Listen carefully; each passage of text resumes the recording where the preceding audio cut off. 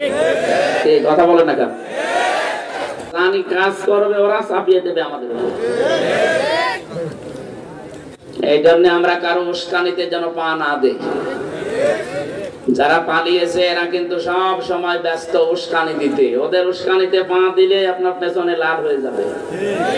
গোপালগঞ্জে লাল হয়ে গিয়েছিল, লাল হয়েছে দেখেছেন? কয়েকদিন শুনলাম গোপালগঞ্জ থেকে কেউ বাসে দাঁড়িয়ে আসলে 1000 টাকা, আর বসে আসলে 300 টাকা। ওরা নাই বিভিন্ন সুবিধা পেয়েছে, বৈধ অবৈধ মিলে তারা করতে পারে। আর আপনি কি পেয়েছেন? হ্যাঁ, আপনি যে তালে তাল দিয়ে এই বিশৃঙ্খলা তৈরি করার জন্য এখনো পর্যন্ত আপনি কাজ করে যাচ্ছেন। কি পেয়েছেন আপনি? আপনি শুধু লাশ পেয়েছেন।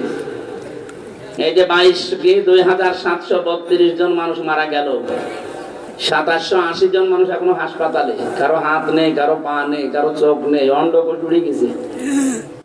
এই মানুষগুলো তার মা বাবার কাছে, পরিবারের কাছে, সমাজের কাছে, এই দেশের কাছে একটা বোঝা না? কথা বলে না কেন? এই বোঝাটা দিয়ে গেল যে সে যদি আরো আগে চলে যেত, এই বোঝা আপনি তো চলেই যাবেন স্বামীর বাড়ি, যান। ওনারা যেহেতু নেই, কথা শুনে ওনারা নিজেরা বলতো না যে আমাদের স্বামী স্ত্রীর সম্পর্ক। এই জন্য বললাম যে আপনি যদি চলেই যাবেন স্বামীর বাড়ি, সাথে আবার শালি নিয়ে গেছে, যান। আপনি আরো কিছু নিয়ে যান, ছেলে মেয়ে যা এদেশে জন্মিয়েছেন সব নিয়ে যান। আপনি আমাদের বোঝা দিয়ে গেলেন কেন? কি কি বোঝা দিয়েছেন দেখেছেন? যারা মারা গেল তো গেলই, কিন্তু এই বোঝাগুলো এখন কে টানবে? এই বাংলাদেশে তার পরিবার, পরিবার, পরিবার, সমাজ আর রাষ্ট্র কতটুকু দেখছে? এই যে বিশাল বোঝা, তার কারণে নবীজি এসেছে দিন খাদিজার কাছে, বলেছিলেন জাম্মিলুনি ইয়া খাদিজা, আমাকে ঢেকে দাও, আমি ভয় পেয়েছি। হযরতে খাদিজা ওই দিন কয়েকটা কথা স্বামীকে শুনিয়েছিলেন। তার 1 নম্বরে তিনি বললেন, কাল্লা, কখনোই না, আল্লাহি মা ইয়াখজিক আল্লাহু আবাদান, কখনো আল্লাহ আপনাকে ভয় দেখাতে পারে না। এই এদিকে তাকান, কখনো আল্লাহ আপনাকে ভয় দেখাতে পারে না। ইন্নাকা লা তাসিলুর রাহিমা, কারণ আপনি রক্তের সম্পর্ক ঠিক রাখেন। মেয়েরা যারা এসেছেন তাদেরকে বলছি এবার, আজ হাজারো স্বামী ইচ্ছা থাকলেও রক্তের সম্পর্কগুলো আজ ছিন্ন করছে। আমার সাথে সবচাইতে বেশি সম্পর্ক রক্তের আমার মা বাবা, আমার বোন ভাই, আমার চাচা চাচি, আমার ফুফু। এই কথা বলেন না কেন? এদের সাথে আমার রক্তের সম্পর্ক না? অথচ আজ আমি 100 ভাগ হক আদায় তাদের করতে পারি না, শুধুমাত্র স্ত্রীর কারণে। এরকম বহু দেশে আছে না নেই? অথচ নবীজির স্ত্রী খাদিজা ডাক দিয়ে বলছে, স্বামী আপনি ভয় পাবেন না। কেন ভয় পান? আপনি তো রক্তের সম্পর্ক ঠিক রাখেন। এই জন্য রক্তের সম্পর্ক যারা ঠিক রাখবে তাদের কোনো ভয় নেই। তাদেরকে জিন পরি পৃথিবীর কোনো ভয় তাদের অন্তরে আল্লাহ জায়গা দেবে না, থাকলে আরো দূর করে দেবে। এই জন্য আমরা আহ্বান জানাবো, যার যার সাথে যে সম্পর্ক আছে আরো অটুট করবে। কারণ রেহেম এটা আল্লাহর কুদরতি পা ধরেছিল। আল্লাহ পাককে ডাক দিয়ে বলে, রব্বুল আলামিন, বিভিন্ন জিনিস তো তুমি তৈরি করলে, তার দায়িত্ব বলে দিলে, আমার সম্পর্কে কিছু বললে না। আল্লাহ পাক ওই দিন তাকে জানিয়েছে, রহিম, হে রক্তের সম্পর্ক, আত্মীয়তা, দুনিয়াতে যারা তোমার সাথে সম্পর্ক রাখবে, আমি আল্লাহর সাথে তাদের সম্পর্ক থাকবে। আর তোমার সাথে যদি কেউ সম্পর্ক কাট করে দেয়, আমার সাথে তার সম্পর্ক আর থাকবে না, কাট হয়ে যাবে। এদেশে আজ কত আলেম ওলামা, ইমাম সাহেব, কত সাধারণ জেনারেল মানুষ দেখেন, হাজারো পীরেরও এই অবস্থা পাবেন, নিজের আপনজনের সাথে মিল নেই। বাংলাদেশে বহু পীর সাহেবকে দেখছি, তার আপন ভাই, চাচাতো ভাই, সৎ ভাই মামলা দিয়েছে জমি জায়গার কারণে, এখনো হাইকোর্টে মামলা চলছে। আপনি কি করবেন বলেন তো? নিজের আপন ভাইয়ের সাথে আপনার মিল নেই। আর ইসলামের কোন কারণে যদি হয় সেটা মেনে নেওয়া যায়। দুনিয়ার কোন স্বার্থ নিয়ে আপনি নিজের আপন বোনকে দেখতে পারেন না। ওই বোন জমি চেয়েছে এই কারণে দেখতে পারেন না। এক কথা বলছেন না কেন? আপনি কি মনে করছেন শুধু জুব্বা গায়ে দেওয়া, নামাজ পড়া আর এই রোজা রাখা ইবাদত? ওইটা আরো বড় ইবাদত। ওইটা না করলে বিভিন্ন ভয় আপনার কাছে এসে জমা হবে।